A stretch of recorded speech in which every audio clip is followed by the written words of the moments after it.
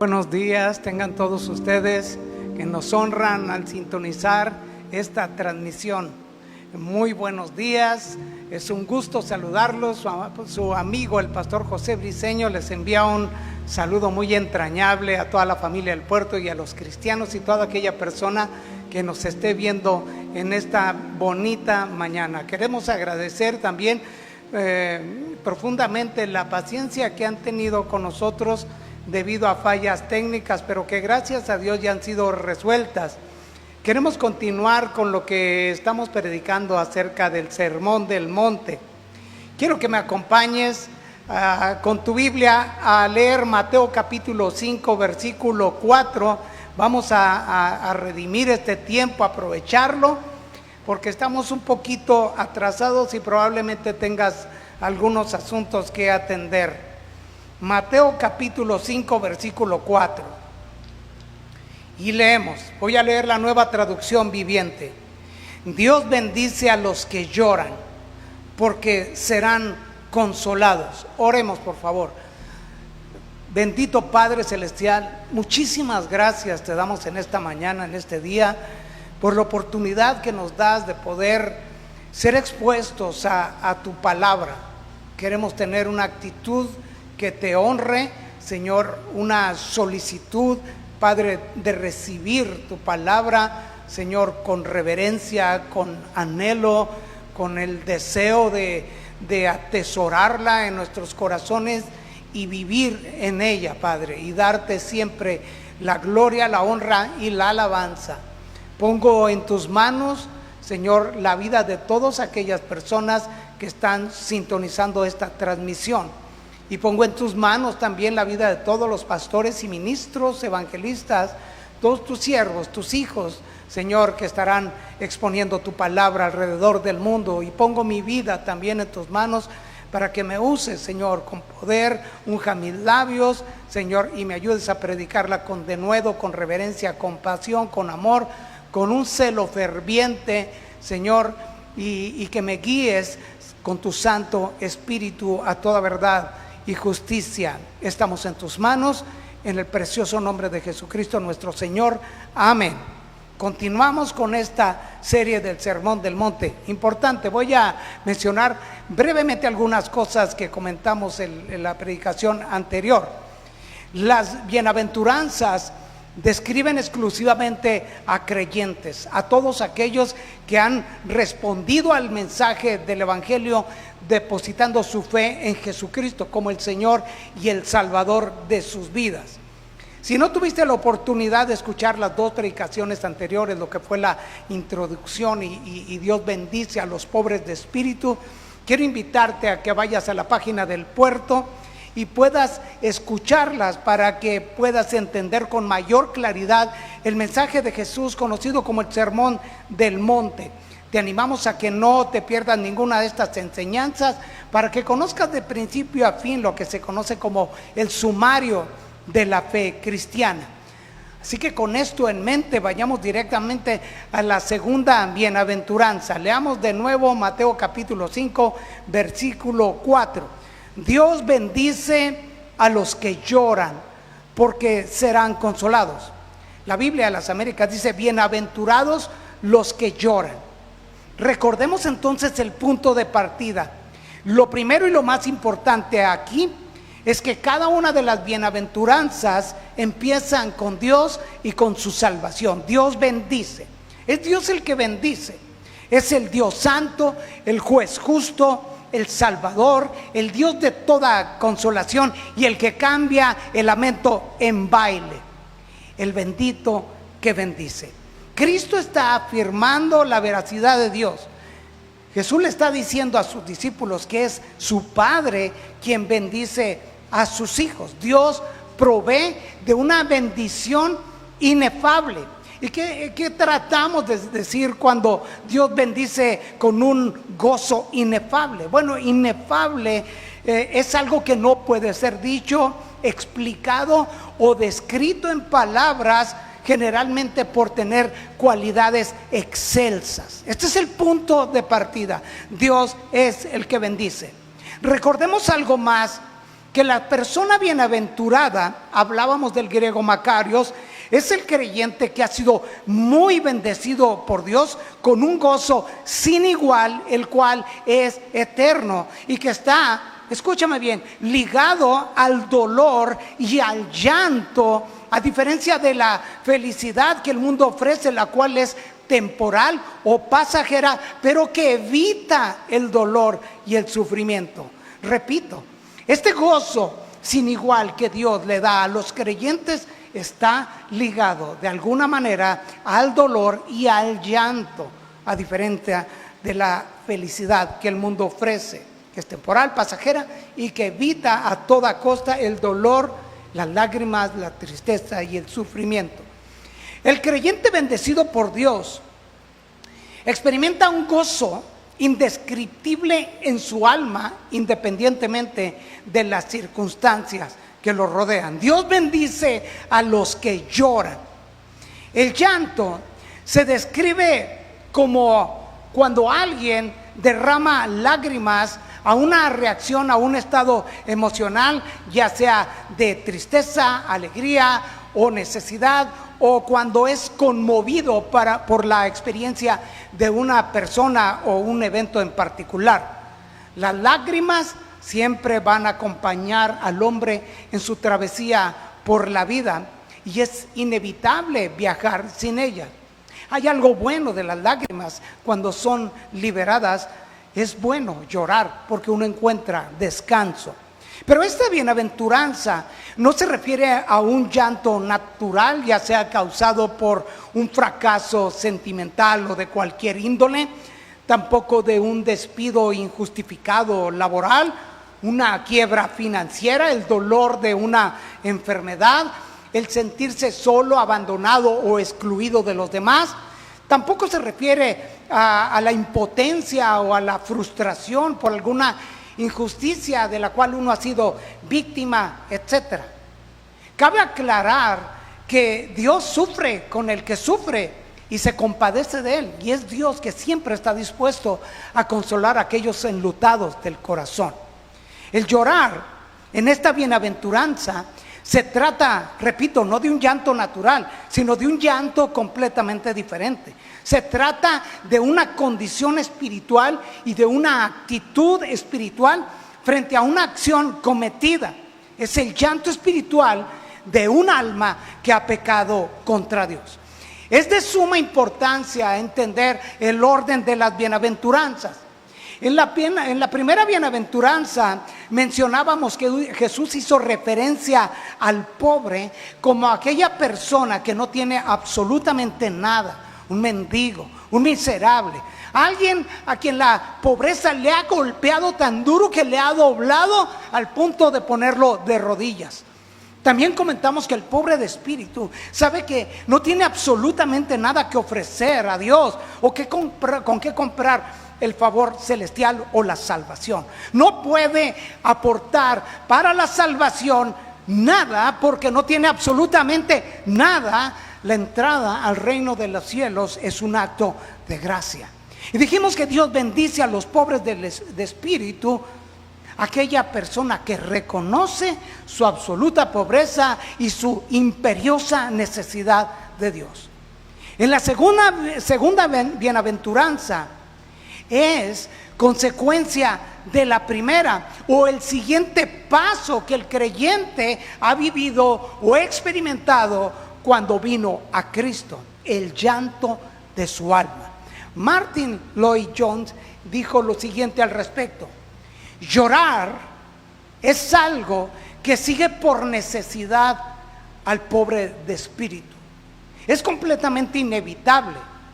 Cuando me hallo frente a Dios y a su santidad y me veo a mí mismo, mi incapacidad y desesperanza total, descubro lo que espiritualmente soy, y esto me hace llorar. Pero no basta con esto.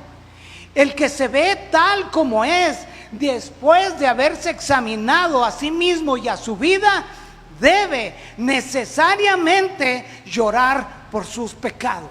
Dios bendice a los que lloran. Ahora, pongamos atención lo que significa este llorar o este llanto del creyente. La palabra llorar que se usa aquí, de 9 significados que hay de la palabra llorar, es la más fuerte que existe en el griego, es la más severa de todas, porque esta palabra se usa para hacer duelo por los difuntos, para expresar un apasionado lamento por la muerte de alguien que ha sido amado entrañablemente. Se define como la clase de pesar que se apodera de una persona y que no se puede ocultar. No es solo un dolor que se produce en el corazón, sino que hace inevitablemente las lágrimas. Un caso o un ejemplo de esto fue Jacob, cuando sus hijos le hicieron creer que su hijo José había muerto.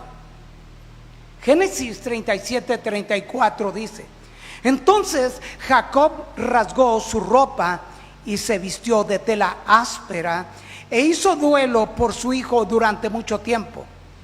Toda su familia intentó consolarlo, pero él no quiso ser consolado. A menudo decía: me iré a la tumba llorando a mi hijo. Y entonces sollozaba. Este es el dolor, este llorar es el llanto del alma que sufre como cuando se pierde a alguien que se ha amado entrañablemente. Los que lloran se refieren a los que se lamentan y se duelen por haber ofendido a Dios, su carácter santo y su ley justa y divina. Lloran por su fracaso ante Dios, por rebelarse contra Él y desobedecerlo, por el pecado de la indiferencia y por su falta de temor, por haberlo traicionado, por haber permitido burla hacia su santo nombre, por pecar consigo mismo, con el prójimo, y sabiendo que en todo pecado el primer ofendido es Dios. Los que lloran saben que merecen ser castigados, saben que no merecen perdón y no tienen cara para mirar a Dios. Los que lloran son los que fueron convictos por sus pecados por el Espíritu de Dios. Veamos un poco acerca de la obra del Espíritu Santo en la convicción del pecado. El Espíritu Santo no solo convence a la gente del pecado, sino que también los trae al arrepentimiento. El Espíritu Santo viene a iluminar nuestra relación con Dios.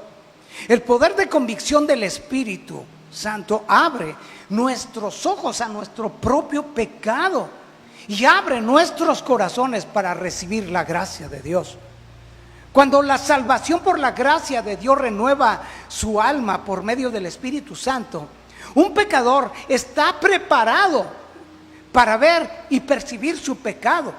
Él se aflige y se humilla ante Dios, y esto no solamente por causa del castigo de su pecado, sino porque ha ofendido a Dios, ha sido Dios deshonrado.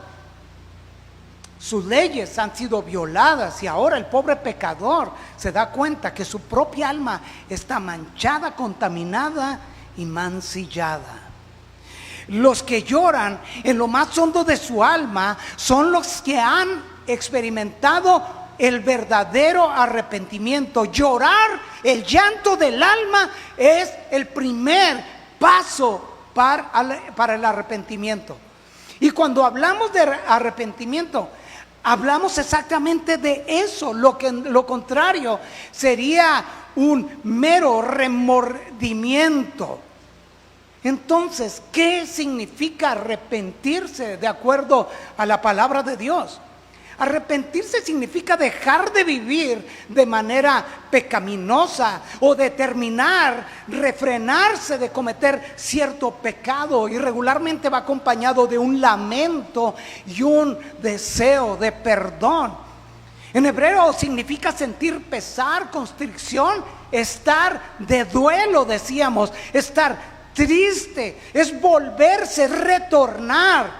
En griego significa cambiar, es cambiar de opinión, de mente, de sentimientos, de dirección, de propósito. Es un cambio de actitud respecto a cierta acción o conducta del pecado o algo que se pretendía hacer. Uno se detiene y prácticamente el arrepentimiento es liberarse. El arrepentimiento, tratando de resumir todo según las Escrituras, es reverencia a Dios, odio al pecado y contrista el corazón del pecador. Salmo 51:17 dice: los sacrificios de Dios son el espíritu contrito. El corazón contrito y humillado, oh Dios, no despreciarás. Contrito significa completamente triturado, machacado, abatido, deteriorado, quebrantado y sometido. Ese es un corazón contrito. De tal manera que los que lloran experimentan un estado de profunda tristeza que según Dios es bueno experimentar esa profunda tristeza. Segunda de Corintios 7:10 dice: pues la clase de tristeza que Dios desea que suframos, repito, la clase de tristeza que Dios desea que suframos nos aleja del pecado y trae como resultado salvación. No hay que lamentarse por esa clase de tristeza, porque no es la tristeza como la del mundo. Porque la tristeza del mundo, dice la palabra, a la cual, escúchame bien, pero la tristeza del mundo a la cual le falta arrepentimiento resulta en muerte espiritual. Por eso es bueno quebrantar el alma y llorar delante de Dios. Amén. Esa tristeza que Dios produce en el alma y en el corazón es absolutamente buena. Recordemos a Manasés, rey de Judá, cuando hizo lo malo a los ojos de Dios. Segunda de Crónicas 33:10-13 dice: el Señor le habló a Manasés y a su pueblo, pero no hicieron caso a sus advertencias. De modo que el Señor envió a los comandantes de los ejércitos asirios y tomó a Manasés prisionero. Le pusieron un aro en la nariz, lo sujetaron con cadenas de bronce y se lo llevaron a Babilonia. Escucha. Versículo 12. Pero cuando estaba sumido en profunda angustia, Manasés buscó al Señor su Dios y se humilló con sinceridad ante el Dios de sus antepasados. Cuando oró, el Señor lo escuchó y se conmovió por su petición. Así que el Señor hizo que Manasés regresara a Jerusalén y a su reino. Entonces Manasés finalmente se dio cuenta de que el Señor es el único Dios. Profunda tristeza, búsqueda de Dios, humillación con sinceridad. Dios escucha, Dios se conmueve y te restaura al lugar del cual fuiste excluido. Qué gran contraste de los que lloran reconociendo sus pecados, de los fariseos. Creo que todos nosotros recordamos la parábola del publicano y del fariseo. Lucas 18 versículo 9 dice: luego Jesús contó la siguiente historia a algunos que tenían mucha confianza en su propia rectitud y despreciaban a los demás. Dos hombres fueron al templo a orar. Uno era fariseo, pon atención, y otro era un despreciado recaudador de impuestos. El fariseo, aquí vamos a ver este contraste de los que son rectos en su propia opinión y de los que lloran y se lamentan por sus pecados.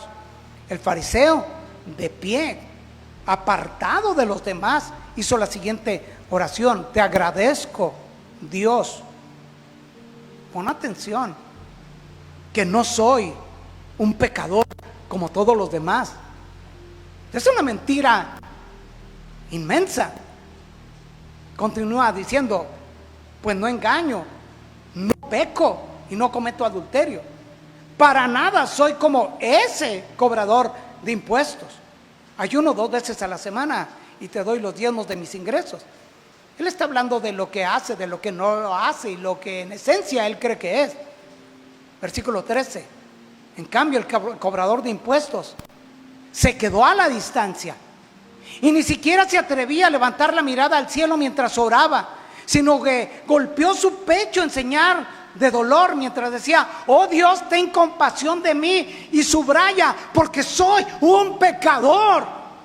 Por eso el que llora y se lamenta en su corazón reconoce que no tiene cara para mirar a Dios, porque está en una profunda tristeza y suplica compasión. Versículo 14, les digo que fue este pecador y no el fariseo quien regresó a su casa justificado delante de Dios, pues los que se exaltan a sí mismos serán humillados, y los que se humillan serán exaltados. ¿Qué decimos con todo esto? Que para este cobrador de impuestos, para este pecador, esto es llorar, esto es arrepentimiento, esto es humillación, pero es el camino a la justificación. Pero para el fariseo eso es orgullo y exaltación, y es el camino a la humillación. Qué gran diferencia también hay de los que lloran con arrepentimiento a los que simplemente experimentan un remordimiento o un pesar meramente superficial. ¿Qué está ocurriendo en la iglesia hoy en día? ¿Por qué los creyentes están incurriendo una y otra vez en los mismos pecados? ¿Por qué ya no hay llanto cuando se peca? Por esta razón: porque se ha minimizado el pecado, porque en la iglesia se ignora la doctrina del pecado, porque no se procura la santificación progresiva, continua en la vida del creyente, porque no se predica cuán ofensivo y grave es contra Dios y el costo que significó para Cristo eliminarlo. El que minimiza el pecado desprecia la gracia de Dios. El que minimiza el pecado insulta la santidad de Dios. La visión que tú tengas del pecado es la visión que tú tendrás de la gracia de Dios. La tolerancia hacia el pecado ha producido un gran daño y un descrédito a la iglesia de Cristo ante el mundo.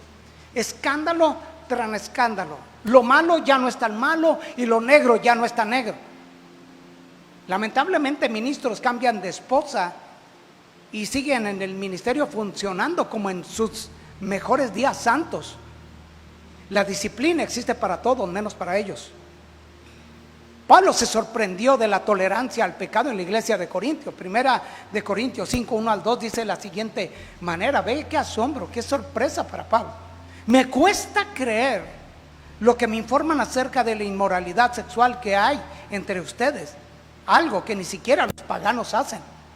Me dicen que un hombre de su iglesia vive en pecado con su madrastra. Ustedes, y pongamos atención, ustedes están muy orgullosos de sí mismos. En cambio, deberían estar llorando de dolor y vergüenza y echar a ese hombre de la congregación. Esto es lo que se espera, esto es lo que Dios pide, el llanto del alma a quien peca. Pero ellos estaban muy orgullosos. Esto es tremendo. Ya no hay llanto en la iglesia cuando se peca, porque tan sencillamente no hay temor de Dios. Y si no hay temor de Dios, no hay amor por Él. Ya no se predica de su santidad y su justicia, y mucho menos de su ira. Ya no se exaltan las virtudes de la vida piadosa. Ya no se predica de las demandas del reino, de la renuncia personal. Por eso se peca con tanta facilidad, y por tal descuido ya no se llora en la iglesia.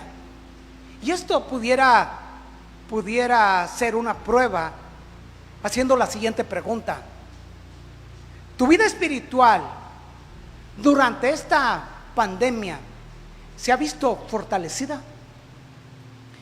Tu devoción por Dios ha crecido. Tu compromiso con la iglesia ha sido diligente.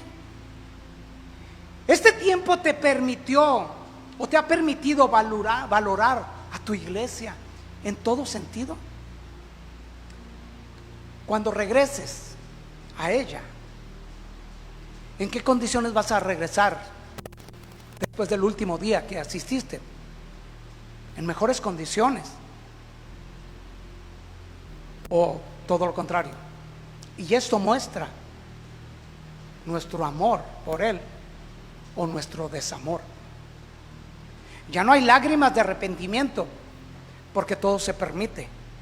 El llanto de la iglesia de hoy es meramente superficial, porque no produce ningún cambio en la vida.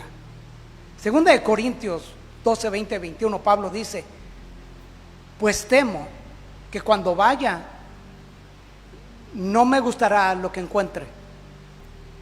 Entonces Pablo dice: pues me temo que cuando vaya no me gustará lo que encuentre, y que a ustedes no les gustará mi reacción.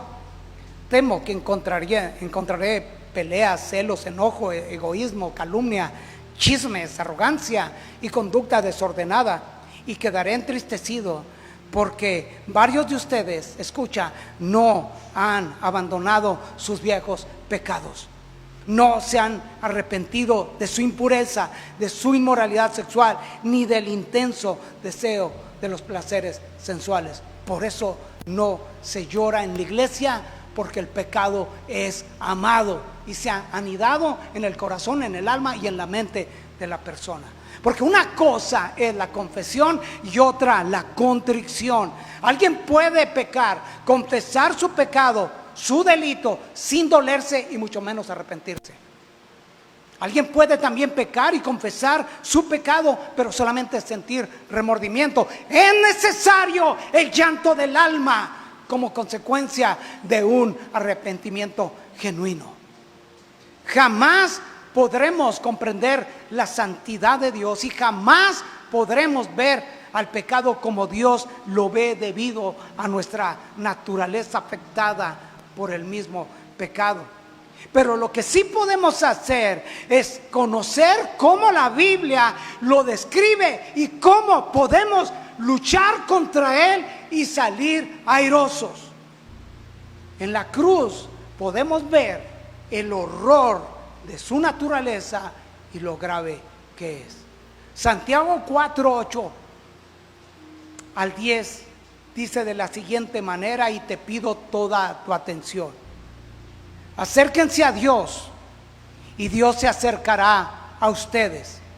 Lávense las manos, pecadores, purifiquen su corazón, porque su lealtad está dividida entre Dios y el mundo. Derramen lágrimas por lo que han hecho, que haya lamento y profundo dolor, que haya llanto en lugar de risa y tristeza en lugar de alegría. Humíllense delante del Señor y Él los levantará con honor. Amén. Los que no lloran por sus pecados, los que no se duelen, no van a recibir consolación, sino condenación. Pero solo los que lloran desde lo profundo de su alma cuando han pecado, recibirán consolación. También qué gran contraste de los que ríen y disfrutan haciendo lo malo, de los que lloran por haberlo hecho. La lógica del mundo sería: bienaventurados los felices, felices los que se dan la buena vida, living la vida loca, diría alguien cantando. La gente no tiene temor de Dios, y esa gente te invita y te incita a disfrutar de los placeres de la vida. Te dirán cosas como esta: disfrútala, hoy que puedes, hoy que estás solito, hoy que nadie te ve. Todo está bien planeado, te dirán, para tratar de convencerte de que no hay nada que temer. Vamos, todo el mundo lo hace. No te me intimides, ¿verdad? Déjate de santurrerías. Va, ¿qué tanto es? Tantito, poco veneno no mata. ¿A poco tus jefes no lo hicieron? Otros te dirán, ¿a poco te pegan? No me digas que te regaña tu señora. ¿A poco ella es la que manda? Le dijo la serpiente a Eva en el huerto de Edén, no morirán. Y esto significa minimizar el pecado y sus consecuencias. Dios dijo, la Escritura dice, si pecas morirás. Pero la serpiente, la voz de la serpiente dijo, no morirás. ¿Te das cuenta? Como el mundo le gusta reír, pero Dios dice que Él bendice a los que lloran. En la fiesta van a estar contigo tus amigotes, pero bien felices. Pero cuando estés sumergido en un profundo llanto por haber pecado o haber hecho lo que nunca pensaste hacer, cuando te hayas acabado todo el sustento, el salario que ibas a llevar a tu hogar en una parranda, cuando tu matrimonio esté a punto de disolverse, cuando estés detenido en los separos de la policía o estés tendido en un hospital, cuando estés sufriendo las consecuencias por haber creído la mentira de que no pasa nada, entonces te vas a lamentar. Si ese es tu caso, aún no termino. No todo está perdido. Es el momento de quebrantar el alma. Permite que tu corazón derrame sus lágrimas como una prueba de tu arrepentimiento y pídele perdón a Dios por todos tus pecados. Si lloramos con hondo pesar a causa de nuestra maldad, el llanto nos va a llevar a Cristo y en Él recibiremos perdón, consuelo y el gozo y la alegría que solamente el Espíritu de Dios puede traer. Escúchame bien, el mayor de todos los consuelos, por eso el Señor dijo, Dios bendice a los que lloran porque serán consolados. El mayor de todos los consuelos es el perdón de Dios. El cristianismo empieza con un reconocimiento de pobreza y con un llanto del alma. William Barclay dijo, el camino que conduce al gozo del perdón pasa por el dolor desesperado del corazón quebrantado. Así que si tu caso es como de los que han caído en el engaño y te han llevado a pecar, ora como lo hizo el rey David cuando pecó contra Dios. El Salmo 51, versículos 7 al 12 dice, purifícame de mis pecados y quedaré limpio. Lávame y quedaré más blanco que la nieve. Devuélveme la alegría. Deja que me goce ahora que me has quebrantado. No sigas mirando mis pecados, quita la mancha de mi culpa. Crea en mí, oh Dios, un corazón limpio y renueva un espíritu fiel dentro de mí. No me expulses de tu presencia y no me quites tu Santo Espíritu. Restaura en mí la alegría de tu salvación y haz que esté dispuesto a obedecerte. Dios bendice a los que lloran porque recibirán consolación, porque serán consolados. Dios promete consolar a los quebrantados de corazón. Dios no los tendrá en poco. Dios vendará sus heridas, los sanará, los restaurará y los colocará de nuevo en el camino, porque Dios imparte el gozo de la salvación. Escúchame algo más. Los que lloran por sus pecados no buscan consolación fuera de Cristo, porque no existe, no la hay. Recuerda que Dios en cualquier y todo pecado cometido es el primer ofendido. Quien ha pecado contra Dios no puede encontrar perdón, ni consuelo, ni paz, ni descanso fuera de Él. Si lo busca en las terapias, le van a decir que no se culpe, que él solo es una víctima de las circunstancias. Si va al médico, pues no existen medicamentos que puedan erradicar el pecado del alma y ofrecer perdón.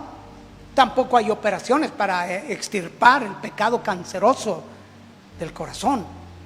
Ir con un brujo para que te limpie el alma y la conciencia, pues las terminará ensuciando peor de lo que están. Tampoco el alcohol puede ahogar los delitos, ni el suicidio libera de ellos. Solo la sangre de Cristo borra los pecados del hombre de la mente de Dios y trae perdón, consuelo y felicidad a los que lloran por haberlos cometido. La bendición de Dios está asegurada sobre todos sus hijos que mantienen esa actitud de profundo pesar cuando pecan. Esta promesa de ser consolados es aquí y ahora y por la eternidad, en el tiempo futuro. Apocalipsis 2, versículo 3 al 4, dice: oí una voz que salía del trono y decía: miren, el hogar de Dios ahora está entre su pueblo. Él vivirá con ellos y ellos serán su pueblo. Dios mismo estará con ellos. Él secará toda lágrima de los ojos y no habrá más muerte, ni tristeza, ni llanto, ni dolor. Todas esas cosas ya no existirán más. Dios consolará. Dios bendice a los que lloran porque serán consolados. Pero algo que es importante que debes saber tú y yo es que los que lloran no son bienaventurados porque lloran. Son bienaventurados porque Dios nos consuela. Amén. Algo más. Dios bendice a los que lloran. Tiempo presente, siempre con una actitud así en el caminar con Cristo. Yo recuerdo cuando yo vine a Cristo, yo lloré con mi alma despedazada. Yo fui a la iglesia y lloraba y lloraba y lloraba. Y domingo tras domingo era un mar de lágrimas. Yo no sé si parecía el profeta Jeremías, pero era un lamento. Era como si estuviera purgando en todos los servicios mi alma de todos mis pecados. Hasta que un pastor me dijo: hermano, ya deje de llorar, deje que otros lloren, ¿verdad? Y pues no me agradó mucho el pastor, lo tengo que confesar, pero le envío saludos al pastor, hasta que no voy a decir su nombre. Pero también ha llorado él, con ovejas rebeldes. Dios bendice a los que lloran porque serán consolados. Quiero terminar con una oración puritana del libro El Valle de la Visión, como un recordatorio de esta bienaventuranza, y se llama arrepentimiento continuo. Y dice de la siguiente manera para terminar: oh Dios de gracia, tú has imputado mi pecado a mi sustituto y has imputado su justicia a mi alma, vistiéndome con manto de novio. Me has adornado con joyas de santidad, mas en mi caminar cristiano yo aún me cubro de harapos. Mis mejores oraciones están manchadas con el pecado. Mis lágrimas penitenciales son tan impuras. Mis confesiones de mal agravan mis pecados. Mi recepción del Espíritu es teñida con egoísmo. Yo necesito arrepentirme de mi arrepentimiento. Necesito ser lavado por mis lágrimas y no tengo ropa limpia con que cubrir mis pecados. Tampoco telar para tejer mi propia justicia. Estoy siempre vestido con ropas sucias y por la gracia siempre estoy recibiendo un vestuario, pues solamente tú justificas al impío. Estoy siempre yendo a la tierra lejana, a país distante, y vuelvo siempre a casa como un hijo pródigo, siempre diciendo: Padre, perdóname. Y tú siempre trayéndome el mejor vestido. Déjame usarlo cada mañana y cada noche regresar de nuevo vestido con Él, salir al trabajo diario vestido con Él, casarme vestido con Él, ser herido de muerte vestido con Él y comparecer ante el gran trono blanco vestido con Él y entrar en el cielo vestido con Él, brillando como el sol. Concédeme que nunca pierda de vista la excesiva malignidad del pecado, la excelente justicia de la salvación, la superior gloria de Cristo, la grandiosa belleza de la santidad, la gran maravilla de la gracia. Quiero que oremos ahí en tu lugar.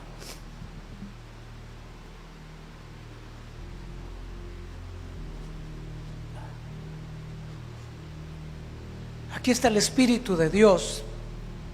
Él es el consolador. El Espíritu Santo no está limitado al tiempo ni al espacio. Está aquí, pero también está en tu hogar. Y el Espíritu de Dios es llamado el consolador, el confortador, el intercesor, el representante. El Espíritu de Dios está ahí para infundirte vida, valor, y lo hace con personas derrotadas, acobardadas, desanimadas. Pero Él viene a traer vida. El Espíritu de Dios no solo te ha mostrado tu pecado, sino que ha puesto delante de tus ojos la riqueza de la gracia. Él está ahí, te toma de la mano y te lleva a Cristo para encontrar perdón, consuelo y la alegría indescriptible. Entonces tú serás como los que ríen. Padre Celestial, en el nombre de Jesús, te suplico con todo mi corazón por todos los que se han unido a esta transmisión, para que le permitas ser parte de esta bienaventuranza, por este consuelo eterno que tú ofreces a los que lloran y sufren y se duelen por haberte ofendido.